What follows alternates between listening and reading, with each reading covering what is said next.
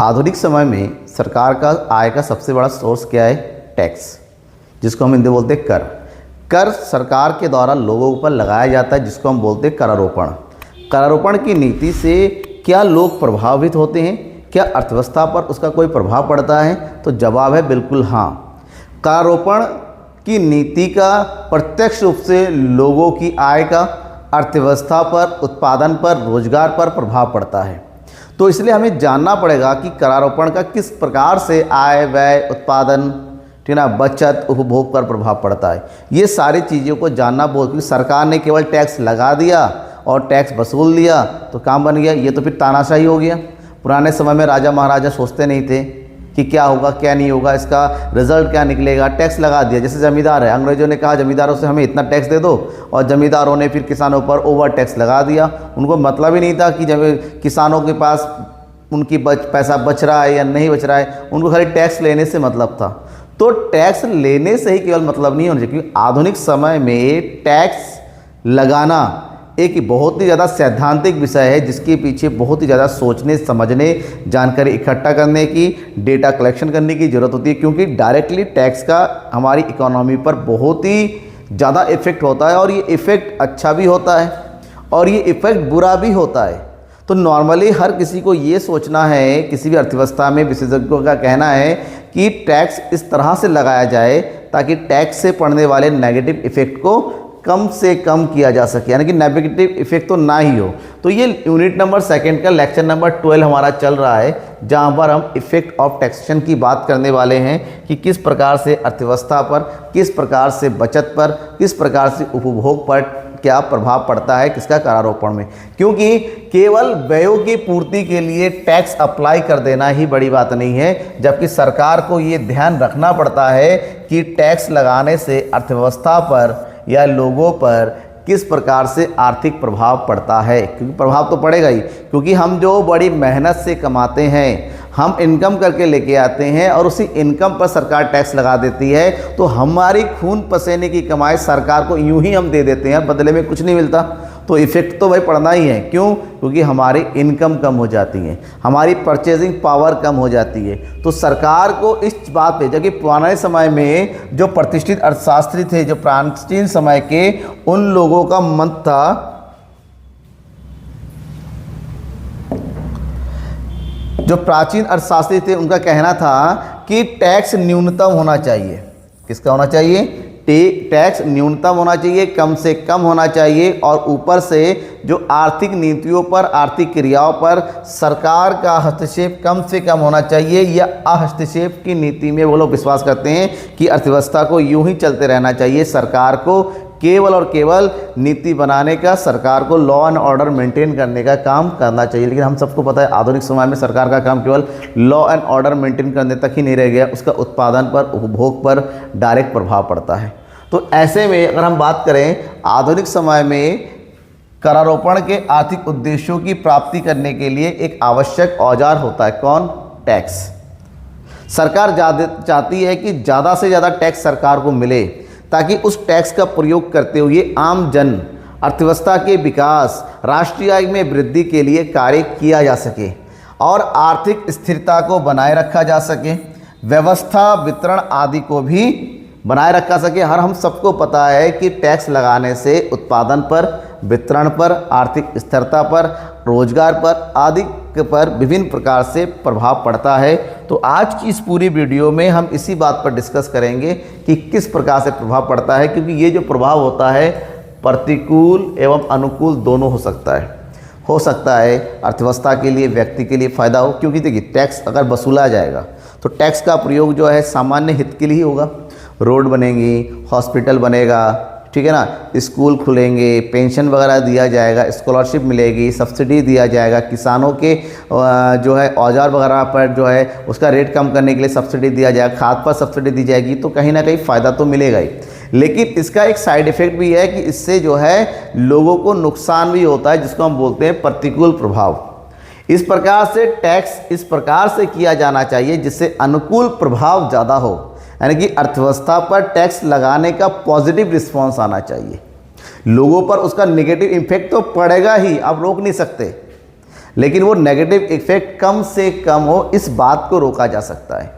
इस बात को बताया जा सकता है कि इस प्रकार से टैक्स लगाएं ताकि लोग नाराज ना हो, लोगों की क्रय शक्ति कम ना हो, क्योंकि लोगों की क्रय शक्ति कम हो जाएगी तो उपभोग कम होगा, उपभोग कम होगा तो उत्पादन कम होगा, उत्पादन कम होगा तो जाहिर सी बात है क्या बेरोजगारी बढ़ेगी, और बेरोजगारी बढ़ेगी तो दोबारा आय में कमी हो जाएगी। तो इसलिए इफेक्ट तो पड़ना ही पड़ना है, आप रोक नहीं सकते, लेकिन इस बात को ध्यान में रख सकते हैं कि अर्थव्यवस्था पर बुरे आर्थिक प्रभाव नहीं पड़े, जिसके बारे में डाल्टन ने कहा था कि आर्थिक दृष्टि से सर्वोत्तम कर पद्धति वह है, एक टैक्सेशन पॉलिसी वो है जो अच्छे प्रभाव अधिक डाले और बुरे प्रभाव उसके अर्थव्यवस्था पर कम से कम हो।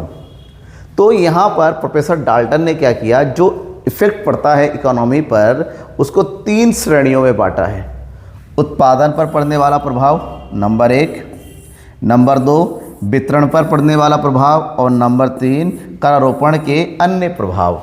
इन तीनों ही श्रेणियों में हम प्रभावों को समझेंगे डिटेल से, क्योंकि एग्जाम में कुछ भी पूछा सकता है, किसी भी प्रकार के प्रभाव पूछा सकता है। पूछा सकता है करारोपण का उत्पादन पर क्या प्रभाव है, करारोपण का लोगों की बचत पर क्या प्रभाव पड़ता है। तो हमें हर एक चीज़ को समझना पड़ेगा, जिसको मैं अभी बता रहा हूँ डिटेल से, लास्ट तक बने रहना है। लेकिन कोई भी पॉइंट में आपको लगता है ना कि डाउट हो रहा है, आपको समझ में नहीं आ रहा है कि चल क्या रहा है, तो आप कमेंट बॉक्स में अपने डाउट को पूछ सकते हैं, राइट। तो यहाँ पर पॉइंट है करारोपण के उत्पादन पर पड़ने वाला प्रभाव। करारोपण का उत्पादन पर क्या प्रभाव पड़ता है, जैसे कि मैंने अभी कहा था एग्जाम्पल देखिए, उत्पादन पर प्रभाव पड़ता है क्योंकि टैक्स ज़्यादा लगाएंगे तो लोगों की आय में से एक हिस्सा टैक्स में चलाएगा, तो उनके पास उपभोग के लिए पैसा कम बचेगा। तो उपभोग के लिए पैसा कम बचेगा तो पैसा कम खर्च करेंगे, कम खर्च करेंगे तो उत्पादकों का माल कम बिकेगा, ऐसे में उत्पादन में भी कमी होगी, तो हो गया उत्पादन में कमी। तो यहाँ पर डाल्टन के अनुसार करारोपण के उत्पत्ति पर 3 प्रकार से प्रभाव पड़ता है। कार्य करने और बचत करने की योग्यता पर प्रभाव। नंबर 1, इससे लोगों की कार्य करना और लोगों की जो बचत होती है उस पर, उसकी योग्यता पर प्रभाव पड़ता है। नेक्स्ट, कार्य करने और बचत करने की इच्छा पर प्रभाव पड़ता है, मन से ही इच्छा मर जाती है। और थर्ड है आर्थिक साधनों के हस्तांतरण पर भी प्रभाव पड़ता है।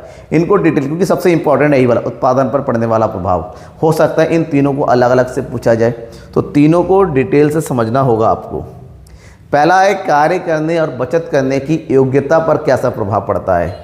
कार्य करने की योग्यता पर पड़ने वाला प्रभाव, उसकी हम बात करेंगे, डिस्कस करेंगे। बचत करने की योग्यता पर प्रभाव, देखिए कर लगाए जाने के फलस्वरूप करदाता अपनी एक निश्चित आय में से वंचित हो जाता है।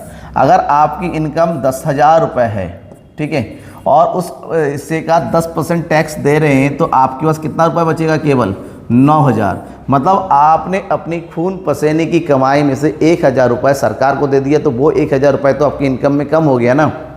इससे करदाता की क्रय शक्ति, क्रय शक्ति का मतलब होता है परचेजिंग पावर, ताकि उनके पास खर्च करने का जो पैसा होता है वो कम हो जाती है। अधिक करदाता को कर भुगतान करने के कारण अपनी अनिवार्य आर्थिक आवश्यकता में कटौती करनी पड़ती है। जब वो टैक्स ज़्यादा पेमेंट करेगा, उसके बाद पैसे कम बचेंगे खर्च करने के लिए, तो जहाँ पर उसको खर्च करना चाहिए था वो अपने खर्च में कटौती करेगा। क्या करेगा, कटौती करेगा। जब खर्च में कटौती करेगा तो जाहिर सी बात है इससे कार्य शक्ति पर भी प्रतिकूल प्रभाव पड़ेगा, क्योंकि बहुत सारी चीज़ें हो सकती हैं कि उसको परचेस करके वो अपनी जो है प्रोडक्टिविटी को बढ़ा सकता था, अपनी एफिशिएंसी को बढ़ा सकता था, लेकिन अब क्योंकि अब उसके पास पैसे नहीं हैं तो वो अपनी प्रोडक्टिविटी को नहीं बढ़ा सकता। ये हो गया कार्य करने की योग्यता। लेकिन करारोपण से बचत करने की योग्यता पर भी प्रभाव पड़ता है। हर कोई अपनी आय का एक भाग उपभोग करने के बाद बचाने की कोशिश करता है, ठीक है ना, क्या करता है, बचाने की कोशिश करता है। लेकिन आपने अगर टैक्स बढ़ा दिया, टैक्स ज़्यादा वसूल कर रहे हैं, तो बेचारा खाएगा क्या और बचाएगा क्या। तो ऐसे में डायरेक्टली उसी की बचत करने की योग्यता प्रभावित होती है, क्योंकि सभी प्रकार के कर बचत करने की योग्यता पर प्रतिकूल प्रभाव, क्योंकि टैक्स जितना ज़्यादा होगा, मान लो आपकी 10,000 रुपये इनकम है, आपने सोचा कि 10,000 में से 6,000 मैं खर्च कर दूंगा और 4,000 मेरा बचा हुआ रहेगा, लेकिन गवर्नमेंट ने टैक्स लगा दिया 1,000, अब आपके पास बचा 9,000। इसमें से आपके पास 6,000 खर्च करने के बाद कितना बचेगा, 3,000। मतलब डायरेक्टली आपकी बचतें कम हो गई। तो इस प्रकार से इसका कारण यह है कि कर लगाने से करदाताओं की क्रय शक्ति कम हो जाती है और वो बचत नहीं कर पाते हैं। समझ में आ गया? तो ये उत्पादन का इम्पोर्टेंट है कि बचत भी कम हो जाता है, ठीक है ना। और योग्यता, क्योंकि पैसे है नहीं, योग्यता तो ऑटोमेटिक खत्म हो गई। अब है कार्य करने और बचत करने की इच्छा पर। देखिए योग्यता तो पहले खत्म हो गई क्योंकि पैसे बचे नहीं, ना ही कार्य करने के लिए कोई चीज़ परचेज करने के लिए पैसे बचे, ना ही आपकी बचत बढ़ रही है। लेकिन उसके बावजूद भी इन सब का सीधा सा रिजल्ट पड़ता है आपकी इच्छा पर। लोगों के पास लगता है कि यार ये पैसा नहीं है, पैसा तो सरकार ले रही है, तो वो अपनी प्रोडक्टिविटी करने के जो दूसरे मन से काम करना चाहता था वो काम करना बंद कर देगा, वो अपना बचत कम कर देगा। मतलब डायरेक्टली उसकी इच्छा पर इफेक्ट पड़ता है टैक्स से, बेमन से, क्योंकि टैक्स बेमन से लोग देते हैं। यहाँ पर कार्य करने की इच्छा पर क्या प्रभाव पड़ता है? जहाँ तक व्यक्ति की कार्य करने की इच्छा पर प्रभाव का प्रश्न है, इसके लिए दो बातों को ध्यान में रखना पड़ता है। कर की प्रकृति कैसी है और कर के प्रति विशेष प्रतिक्रिया वो किस प्रकार से देता है, उसी आधार पर उसकी इच्छा इफेक्ट होती है। कि टैक्स की प्रकृति, ऐसा तो नहीं है टैक्स बहुत ज़्यादा लिया जा रहा है, अनिवार्य रूप से प्रत्यक्ष कर अप्रत्यक्ष कर अलग अलग तरीके से। दूसरा है उस टैक्स को देने के लिए उसकी प्रतिक्रिया कैसी नज़र आती है। सबसे पहले अगर बात करें कर की प्रकृति, सरकार अलग अलग प्रकार से टैक्स लेती है क्योंकि सरकार को अपनी आय को ज़्यादा करना है, तो अलग अलग प्रकार के करों का कार्य करने की इच्छा पर अलग अलग प्रभाव से प्रभाव पड़ता है। अगर कर अनायास प्राप्त होने वाले अथवा साधारण लाभ पर लगाए जाते हैं तो उनका कार्य करने की इच्छा पर विपरीत प्रभाव ज़्यादा नहीं पड़ता। हमें पता है पहले से ही कि हमें अपने कार्य का, अपनी आय का एक छोटा सा हिस्सा देना है, ठीक है, कोई दिक्कत नहीं, आप दे सकते हैं।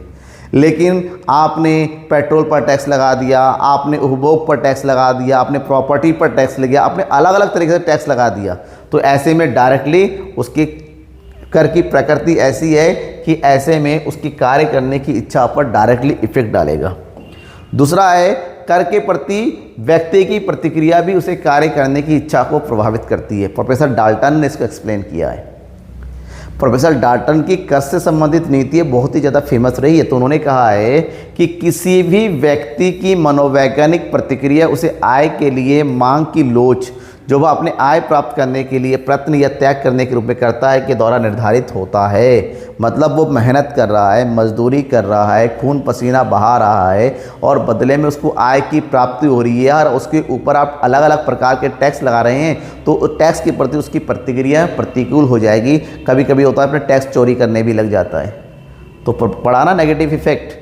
तो इस प्रकार से यहाँ पर करारोपण का बहुत ही ज़्यादा गहरा प्रभाव पड़ता है व्यक्ति की आय पर, बचत पर, इच्छा पर।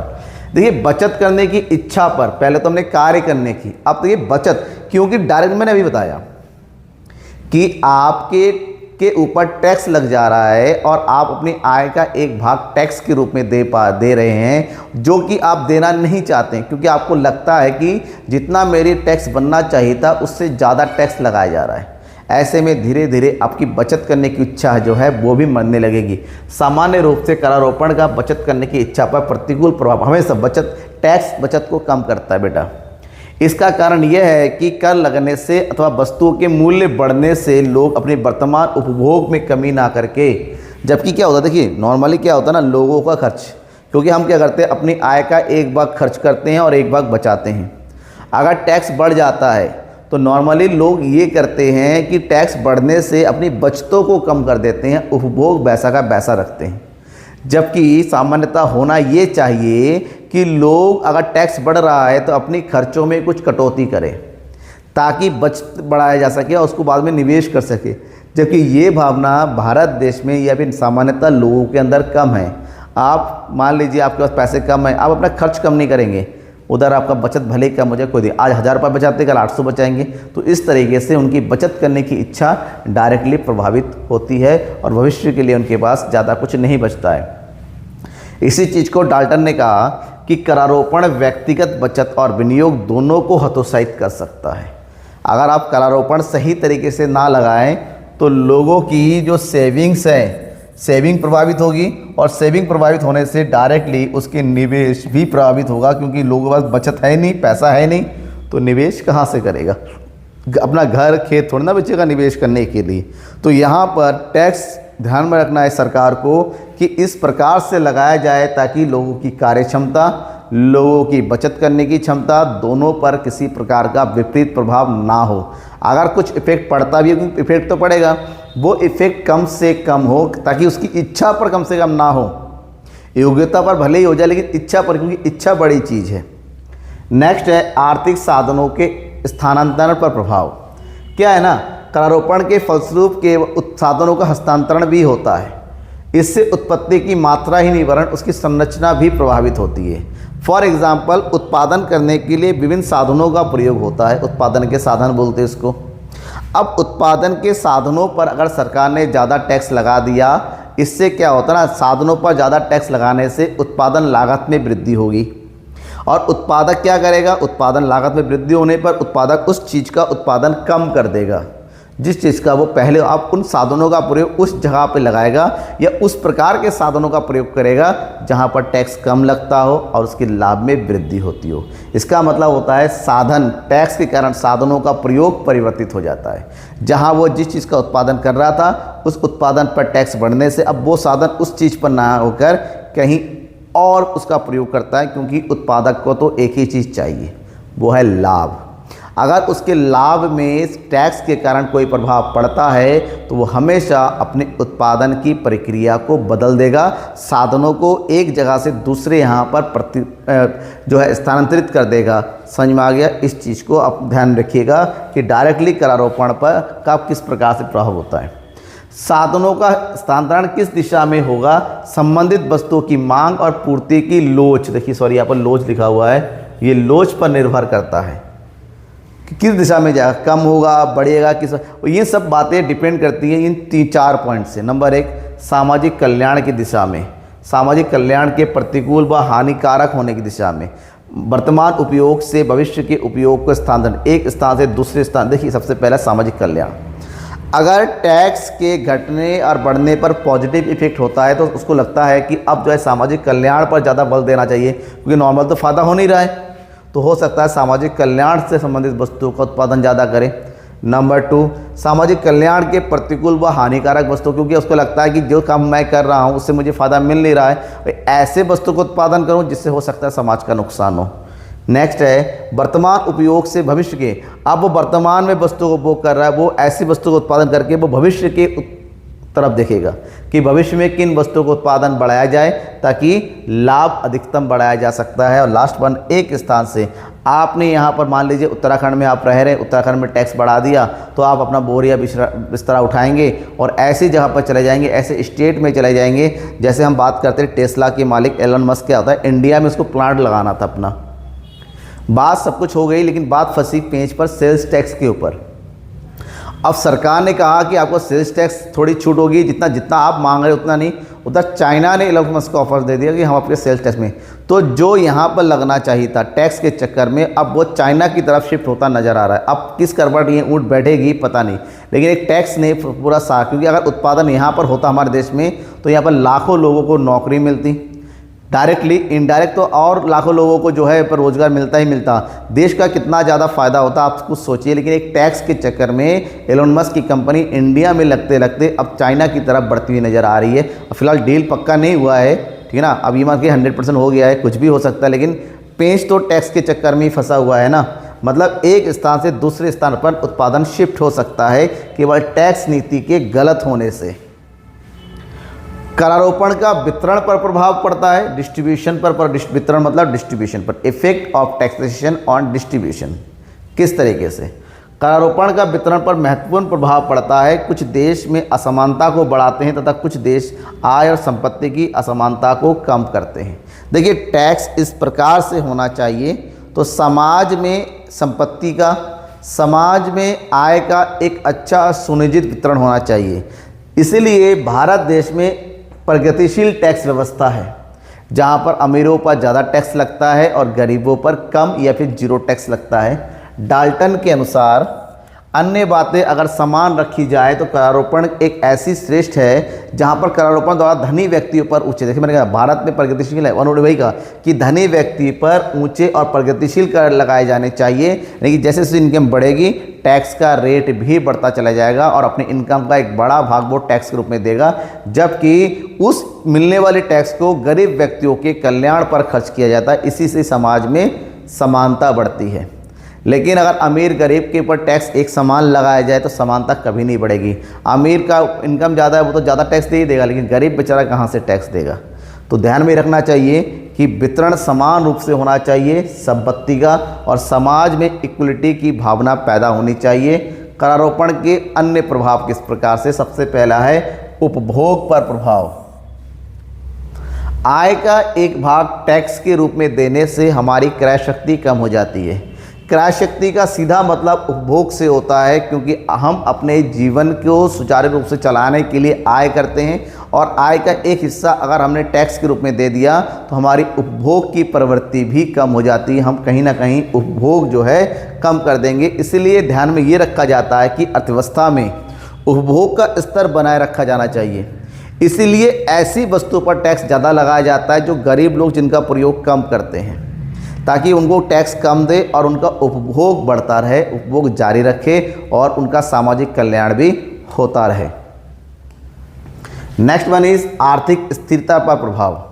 देश में मंदी आती है, कभी महंगाई बढ़ती है, कभी मंदी आ जाती है, कभी रोजगार बढ़ते हैं, कभी रोजगार घटते चले जाते हैं, चीज़ों के दाम बढ़ते हैं, दाम गिरते हैं। इन सब चीज़ों को स्थिर बनाए रखने के लिए टैक्स पॉलिसी का यूज़ किया जाता है सरकार के द्वारा। अगर मान लीजिए देशों में बहुत ज़्यादा महंगाई बढ़ रही है, इसके सीधे सा मतलब है लोगों के पास पैसे ज़्यादा है और वो खरीदारी ज़्यादा कर रहे हैं, तो सरकार के द्वारा टैक्स को बढ़ा दिया जाता है।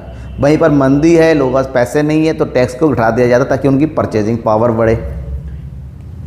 Next one is, professor learner ने कहा था कि करारोपण का एकमात्र उद्देश्य आर्थिक स्थिरता लाना होना चाहिए। देखिए, करारोपण करने से सरकार को आय की प्राप्ति होगी ही, उसमें कोई दो राय नहीं होना चाहिए, लेकिन केवल आय बढ़ाना ही उद्देश्य नहीं होना चाहिए सरकार की। आय सरकार की इस प्रकार से बढ़नी चाहिए ताकि स्थिरता आए, हमारी इकोनॉमी स्टेबल रहे। ऊंच नीच ज़्यादा होगा तो प्रोडक्शन में कमी आएगी और प्रॉब्लम पैदा हो जाएगी। नेक्स्ट है मुद्रा प्रसार एवं आर्थिक मंदी की करों की भूमिका। अगर देश में मुद्रा प्रसार है, इन्फ्लेशन जिसको नॉर्मली हम कहते हैं महंगाई, आपने क्लास 12 में पढ़ा होगा महंगाई कब होता है, जब जो है सामूहिक मांग ज़्यादा होती है सामूहिक पूर्ति की तुलना में। ऐसे में चीज़ों के दाम बहुत ज़्यादा बढ़ते चले जाते हैं। तो यहाँ पर सरकार की भूमिका होती है कि महंगाई को कम करने के लिए कुछ उपाय करे, और सरकार के पास अपने राजस्व नीति के अंतर्गत सबसे बड़ा हथियार होता है टैक्स। तो मुद्रा प्रसार को कम करने के लिए सरकार को चाहिए कि लोगों के हाथों में जो पैसा है, क्योंकि वो पैसा ज़्यादा खर्च कर रहे हैं तभी तो मांग बढ़ रही है, तो उनकी पैसा खर्च करने की आदत को कम करें, और उसके लिए वो टैक्स बढ़ा सकती है या नए नए प्रकार के टैक्स लगा सकती है, ताकि लोगों के पास जो उनकी इनकम का कम हिस्सा बचे और वो टैक्स जो है मांग कम करे, उपभोग कम करे, और अर्थव्यवस्था में मांग के कम होने से मुद्रा प्रसार धीरे धीरे कम होता है और महंगाई कम होने लगती है। दूसरा है मंदी। मंदी एक ऐसी स्थिति होती है जहां पर अर्थव्यवस्था में जितनी मांग होनी चाहिए अर्थव्यवस्था में मांग उतनी नहीं होती है, कम होती है। इसका सीधा असर ये होता है कि जब उत्पादन हो रहा है लेकिन खरीदार नहीं है, क्योंकि उनके पास आय नहीं है, इनकम नहीं है, तो ऐसे में धीरे धीरे उत्पादन बंद हो जाएगा, रोजगार कम हो जाएगा और अर्थव्यवस्था पर बहुत ही बुरा प्रभाव पड़ेगा। अर्थव्यवस्था डबाडोल हो जाएगी। जैसे कोरोना के टाइम चला, देखिए फैक्ट्री वगैरह बंद हो गया था, लोगों की नौकरियाँ चली गई थी। तो यहाँ पर मंदी की स्थिति को कम करने के लिए सरकार नए टैक्स नहीं लगाती, ऊपर से जो टैक्स पहले से ही होता है उसकी दर को कम करने की कोशिश करती है, ताकि लोगों के हाथ में पैसा ज़्यादा रहे, वो खर्च ज़्यादा करे। खर्च ज़्यादा होगा तो उत्पादन बढ़ेगा, उत्पादन बढ़ेगा तो पुनः रोजगार में भी वृद्धि होगी और अर्थव्यवस्था अपनी सही जगह पर आ जाएगी। नेक्स्ट है रोजगार पर प्रभाव। टैक्सेशन द्वारा विनियोग और उत्पादन पर वृद्धि होती है। टैक्स लगाएंगे इस तरह से कि रोजगार और विनियोग दोनों बढ़े। रोजगार स्तर में वृद्धि होती है तो यदि करारोपण की आर्थिक स्थिरता में वृद्धि होती है तो साथ ही साथ रोजगार के स्तर भी बढ़ते हैं, यानी कि यहाँ पर रोजगार भी आपका बढ़ता चला जाता है। ठीक है ना। कोई पॉइंट है कि आपने समझ लिया कि किस प्रकार से टैक्स का प्रभाव पड़ता है हमारी अर्थव्यवस्था पर। फिर भी कोई डाउट होता है, डाउट को सुलझाने के लिए मैं हमेशा हूं आपके साथ। पर्सनली मुझसे कांटेक्ट करना है, मेरा व्हाट्सअप नंबर ओपन दिया रहता है, इसमें कोई वो डरने वाली नहीं थी। आप मुझसे कांटेक्ट कर सकते हैं व्हाट्सअप के थ्रू, सोशल मीडिया के थ्रू मुझे कांटेक्ट कर सकते हैं, या कमेंट बॉक्स में दिया ही है, कमेंट करके बताइए ना क्या डाउट है, या कोई टॉपिक छूट रहा है टैक्स रिलेटेड वो भी बताइए, वो भी मैं आपको बता दूंगा। तब तक के लिए थैंक यू एंड बाय।